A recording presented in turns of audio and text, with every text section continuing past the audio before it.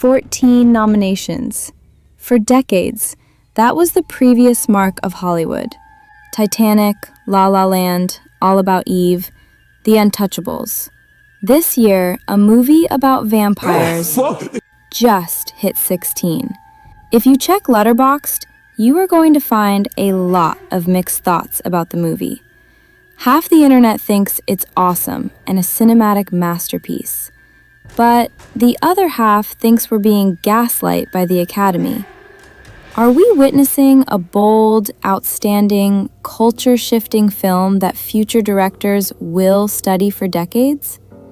First, we need to talk about one of the main problems that this film takes over with.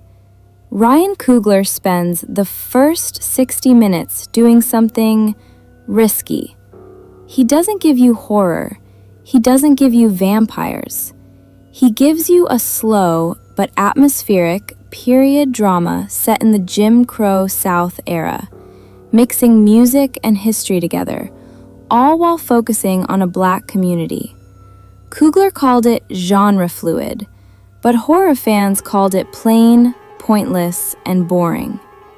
Coogler forces you to connect with the humans before he introduces the vampires. I was actually having so much fun admiring the costumes, the production, and the performances, especially Michael B. Jordan pulling off dual roles, that I truly didn't see the twist coming. He built up enough tension and prepared the audience about what it's about to come. And then, as the IMAX aspect ratio changes, the blues music stops and the bloodbath begins. That moment, that's where the movie splits its audience in half. Some people felt betrayed, like the die-hard Twilight fans. Others felt pretty much electrified, and that was my case. The critics called it messy and mid. Now, with the Oscars nominations, they say it's pointless, not worth watching, and that it didn't deserve the 16 nominations at all. Some say the Academy is trying too hard to reward a Black film, but fans called it outstanding.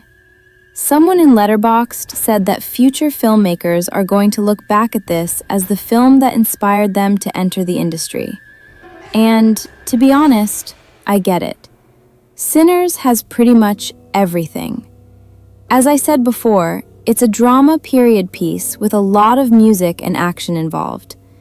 This makes it an immediate standout in almost every single category. It's not like the Academy is choosing random. But here's the uncomfortable question. How does a film accused of stereotypical writing and bad CGI end up breaking a historic Oscar record? Does this mean a B movie can now win Best Picture? Is that a win for cinema or a lowering of standards? Because whether people like it or not, those who stayed until the end saw something the Academy clearly couldn't ignore. At its surface, we already know it's a movie about religion, generational trauma, and the spiritual power of music. So let's talk about the vampires. This is the part most people are missing. They aren't just monsters or the bad guys. They are a metaphor for racism and oppression. They represent this inner shadow that we seek to repress. The vampires try to offer you everything you think you're worth receiving. They enter your mind and know all of your weaknesses.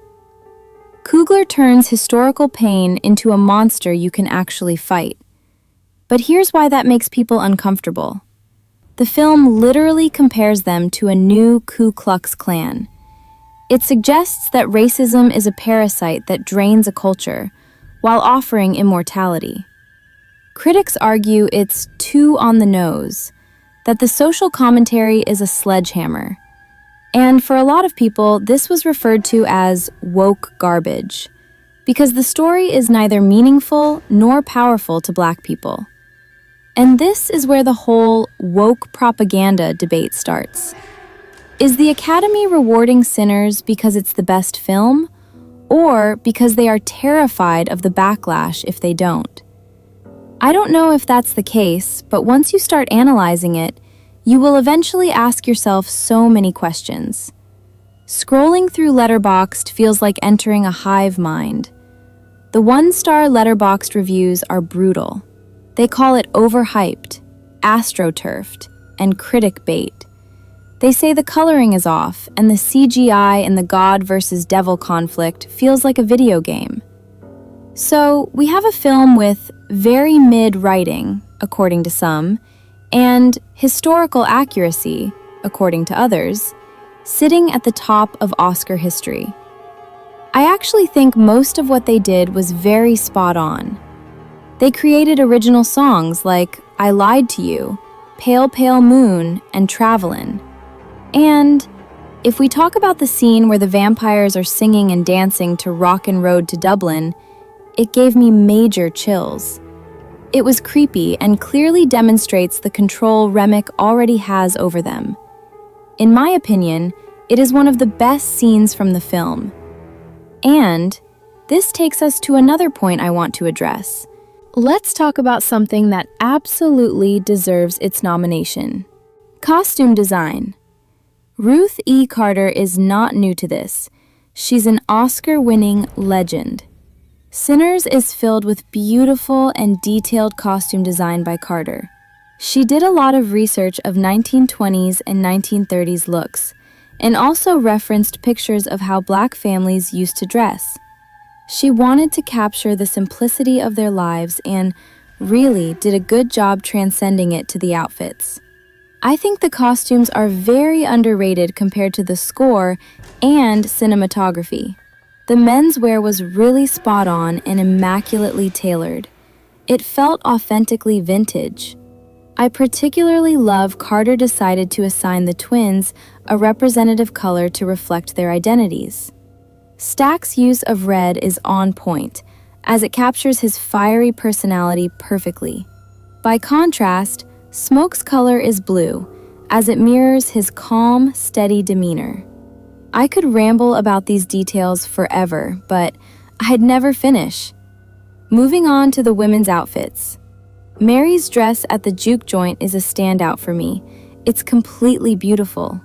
The silky fabric and pale color fit her character so well. Furthermore, Carter ensures that every female character feels distinct by tailoring designs to highlight their individual body shapes and sizes.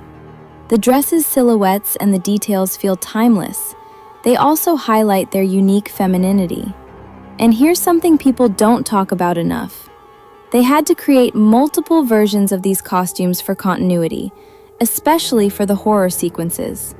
Each of the costumes were meticulously planned out. That level of detail matters. When you're analyzing a film's aesthetics, you can't ignore the effort behind it. And this is where the overrated B-movie argument starts to fall apart. Now, the million-dollar question: how many will it actually win? Titanic won 11 out of 14 nominations, but others with massive nomination counts walked away with far less than expected. History tells us that having the most nominations doesn't guarantee a sweep. If Sinners, a movie about vampires and blues music, wins Best Picture, Hollywood changes forever. It means the new film about vampires has officially defeated the polished classics. Is the 16 nomination record a sign of progress? Or is it just a PR stunt to make the Oscars feel relevant again? Do you think Sinners is a masterpiece and it's going to transcend a message to future filmmakers? Or do you think it's overrated and you are with the critical Letterboxd reviews? I know these are a lot of questions, but I really want to know what you think. Drop your win predictions in the comments, and I'll see you in the next video.